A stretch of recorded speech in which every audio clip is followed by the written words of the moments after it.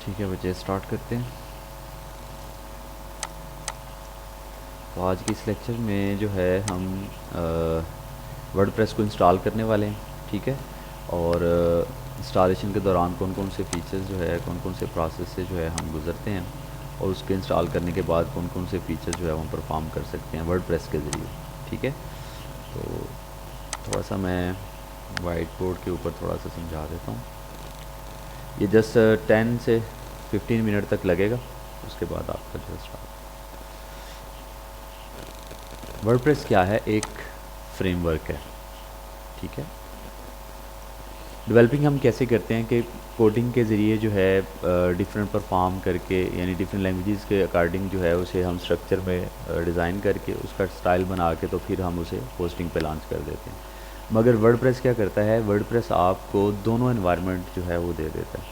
आप tool wise भी काम कर सकते हो और साथ में उसकी जो है कोडिंग वगैरह या उसकी डेवलपिंग वगैरह भी आप उसमें इस्तेमाल कर सकते हो एज आ कंपाइलेशन वगैरह। जैसे कि हम एडिटर इस्तेमाल करते हैं, सबलाइम इस्तेमाल करते हैं, सी के लिए कंपाइलर इस्तेमाल किए जाते हैं। ठीक है, तो ये आपको दोनों जो है सहूलतें फ्राहम कर देता है।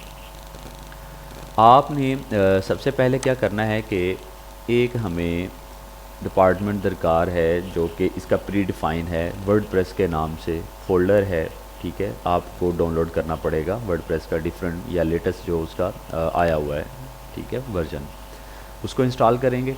ठीक है, देन उसके बाद जो है हमें क्या चाहिए? वर्डप्रेस के बाद हमें जैम्प का एक सेटअप है जो मैं पहले रिपीट कर चुका हूँ, यानी कि हमने इंटरनेट पे नहीं चलाना उसे, हमने लोकल होस्ट पे चलाना है। तो उसके अकॉर्डिंग जो है हमें उसका सर्वर भी चाहिए और साथ में उसका जो है सीक्वल डेटाबेस भी और फाइल ज़िला भी चाहिए जो उसके ऊपर डाटा सेंड करे।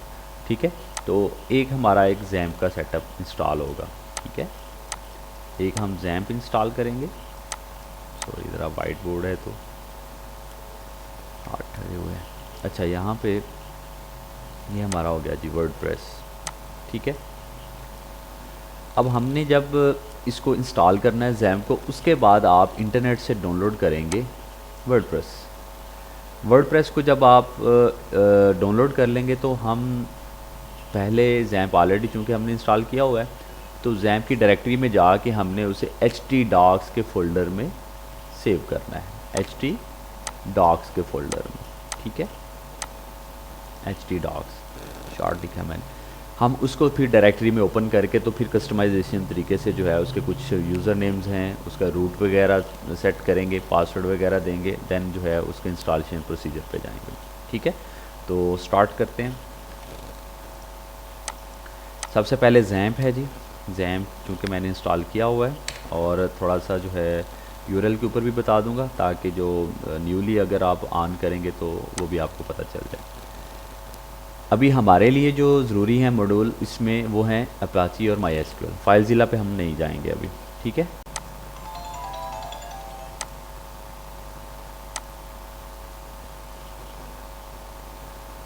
ठीक है जी, इस तरीके से यहाँ से आप डाउनलोड करेंगे। ठीक है, डाउनलोड के ऊपर आप क्लिक करें, इसकी ऑफिशियल साइट आ जाएगी और यहाँ से आप अपना ऑपरेटिंग सिस्टम चूज़ करेंगे। अगर आप लिनक्स में हैं तो लिनक्स वाला जो है आप यहाँ से सेटअप इस्तेमाल करेंगे। उसका आर्किटेक्चर भी अवेलेबल है 64 या 32 बिट में। 64 ही जो है मोस्टली इस्तेमाल होता है। तो यहाँ पे जाके आप इसे डाउनलोड पे क्लिक करेंगे तो आपके पास डाउनलोड हो जाएगा। अब मेरे पास क्योंकि ऑलरेडी जो है ये डाउनलोड हो चुका है, तो मैं सर्च में जाके ये जैसे कि अभी मैंने ओपन किया हुआ है, तो इसमें से जाके आपने जस्ट अपाची ऑन करना है और MySQL ये हमारे ऑन हो गए। इसे मैंने मिनिमाइज कर दिया और अब हम जाते हैं वर्डप्रेस के ऊपर। ये ज़हन में रखना कि जब आपने कीवर्ड को जो है सर्च करना है HTTP में, तो इसमें वर्डप्रेस डाउनलोड आप लिखेंगे तो जो ORG वाली साइट होगी आपने वो डाउनलोड करनी है। ठीक है, अब ORG ही क्यों ज़रूरी है भाई? .com जो है वर्डप्रेस की वो वाली जो है इंस्टॉलेशन क्यों नहीं भाई? .com पे मोस्टली ऐसा होता है कि जो वर्डप्रेस है वो अपना ऐड फेंकती है। ठीक है, वर्डप्रेस लेट्स सपोज आपने कोई ब्लॉग बनाया, ठीक है, मैंने नेम लिखा तो आगे उसके क्या आएगा?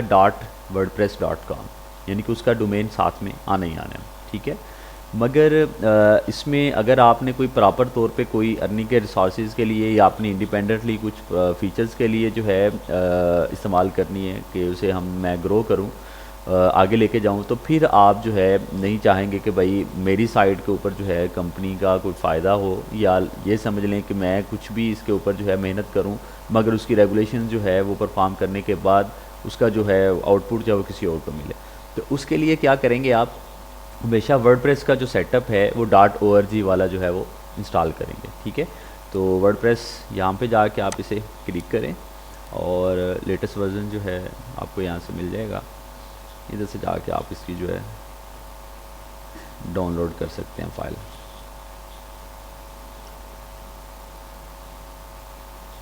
ठीक है जी, ये अवेलेबल है 6.4.2। ओके, ये लें जी, हमने इसे डाउनलोड कर लिया। डाउनलोडिंग स्टार्ट हो गई है जी हमारी, ये 6 मिनट्स तक चलेगी।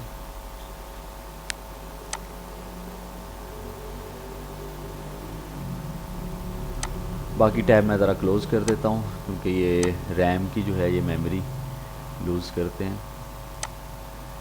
डिस्प्ले के ऊपर ये हमेशा याद रखना बच्चे कि जो आपका सिस्टम है जब आप उसे इस्तेमाल करते हैं तो जो जो हम सीखते हैं तो ऑपरेशनल प्रोफेशनल एक्टिविटी भी आनी चाहिए, क्योंकि ये नहीं है कि जहाँ से 10 टैब नीचे से भी ओपन किए हुए हैं, ओपन किया क्लोज़ कर दिया है। ठीक है, मीनिंगफुल प्रोसेस से हम जो है इसे इस्तेमाल करना चाहिए कंप्यूटर को। ठीक है, डिस्प्ले के ऊपर जितनी भी मेमोरी होती है सारी की सारी रैम के ऊपर बर्डन क्रिएट करती है, जिसकी वजह से फिर हमारी जो है प्रोसेसिंग जो है वो स्लो हो जाती है। तब तक ये डाउनलोडिंग के बाद जो है सी में जाना आपने, प्रोग्राम फाइल, और ये जैम्प है। ठीक है, प्रोग्राम फाइल में नहीं जाना, यहाँ पे आपको htdocs का फोल्डर नज़र आएगा, ये है। ठीक है, और इसी के अंदर ही आप अपनी सारी साइट्स वगैरह जो है वो रखेंगे।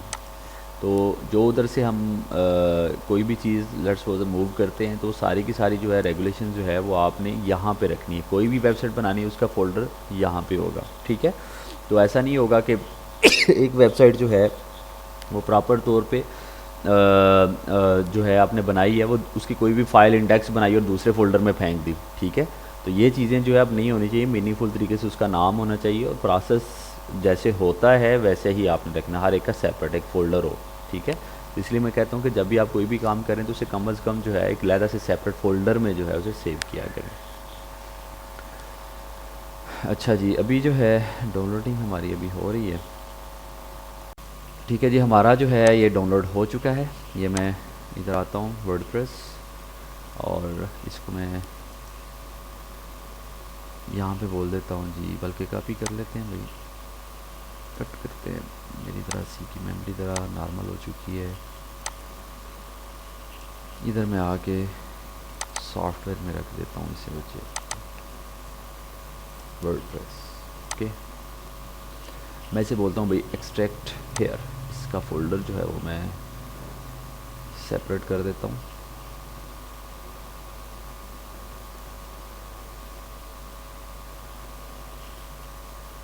अब इसे हम जस्ट कॉपी पेस्ट करेंगे। ठीक है,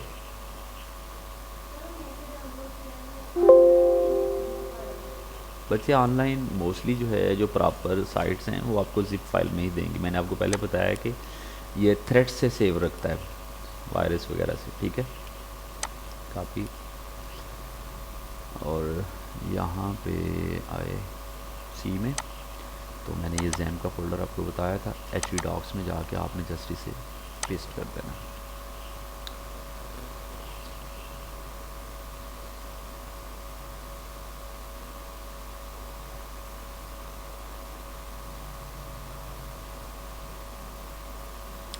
ये डिफरेंट साइट्स पड़ी हुई हैं ऑलरेडी। तो वर्डप्रेस जो है अब आपने सबसे पहले लोकल होस्ट, मैं यहाँ पर लिखता हूँ जी लोकल होस्ट, और मुझे एक डेटाबेस भी बनानी है PHP में एडमिन पे जाके एक न्यू डेटाबेस बना लेता हूँ। पहले देख लेते हैं वर्डप्रेस के नाम की यहाँ पे है तो नहीं ना। ओके, नहीं है।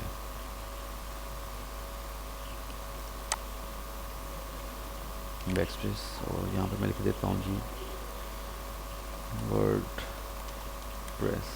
ओके एंड क्रिएट, ये हमारी वर्ड प्रेस की फाइल। इसके अलावा आपने कुछ नहीं करना और इसे क्लोज़ कर देना।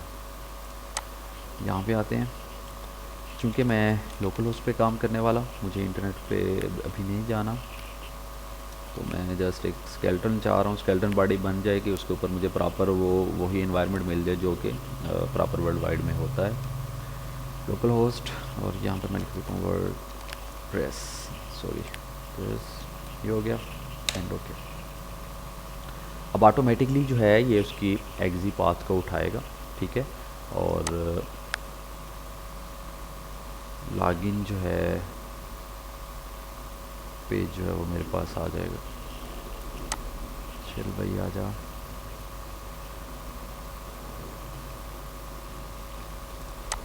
क्लोज कर लेते हैं भाई।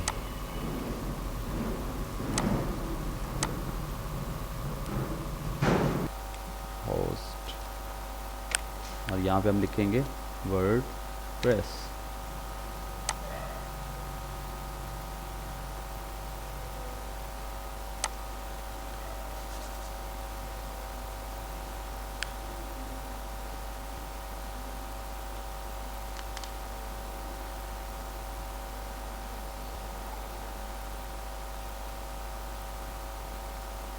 भाई जल्दी, और कोशिश करनी है कि अगर डेटाबेस के ऊपर काम हो रहा हो, फॉर एग्ज़ाम्पल आप एक प्रोफेशनल एक्टिविटी में मूव हो चुके हैं, ठीक है, प्रोफेशनल काम करते हैं, 3-4 साइटें हैं चल रही हैं, तो आपका जो है सिस्टम की जो ड्राइव है वो अच्छी होनी चाहिए। एसएसडी मैंने आपको रिकमेंड भी किया हुआ है कि एसएसडी हार्ड विंडो को दिया करें, और कम अज़ कम जो है मिनिमम आपका system core i5 latest generation में हो, और रैम आपकी 16 GB हो तो चलेगी, 8 GB हो तो चल जाएगी, मगर 16 GB जो है मस्ट हो, नहीं तो 8 GB भी जो है अच्छी चलेगी। यहाँ पे जो है हम डेटाबेस का नाम देंगे, ठीक है, जो कि जिस नेम से हमने बनाई है। यूज़र नेम आप ऐसा करें कि रूट कर लें, ठीक है, क्योंकि अभी हमने जस्ट सिंपल रखना, पासवर्ड भी आप यही रख लें सेम वही, और पासवर्ड बल्कि इसका छोड़ ही दें, ब्लैंक ही रखें, ओके, ज़रूरत नहीं है। Submit, run installation.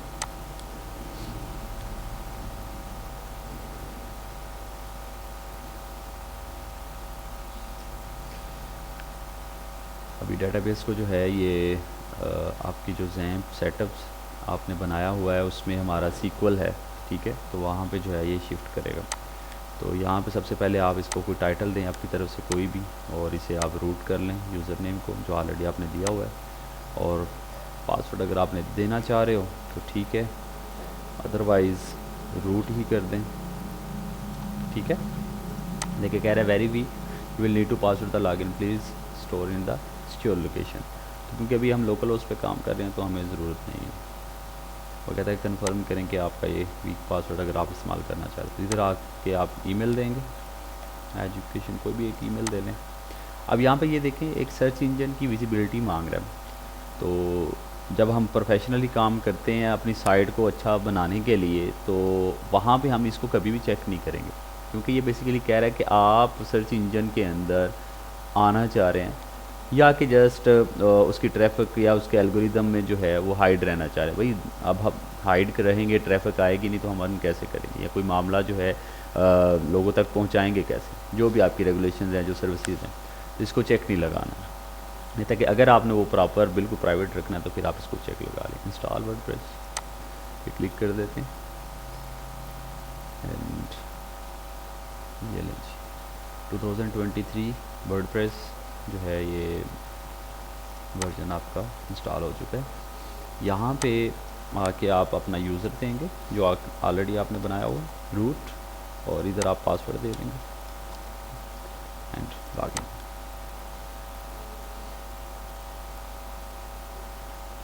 पाकिस्तान में मोस्टली जो इस वक्त 80% से ज़्यादा साइट्स जो प्रॉपर वर्क कर रही हैं वर्डप्रेस में, ठीक है।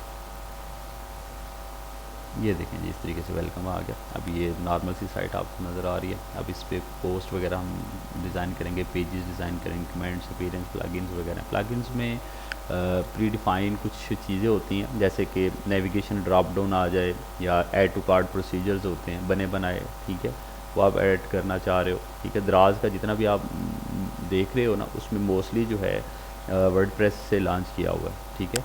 मगर अभी कुछ चीज़ें उन्होंने मज़ीद जो है अपडेट कर दी हुई हैं। तो अब ये देखें यूज़र्स हैं, ऑल यूज़र्स पे जाओ, यहाँ पे देखो तो अभी मेरा एक ही यूज़र, मैंने अभी कोई और यूज़र नहीं बनाया, ठीक है। एडमिनिस्ट्रेटर में अगर ये पड़ा हुआ है, देखिए मैंने पासवर्ड रखा था, ठीक है।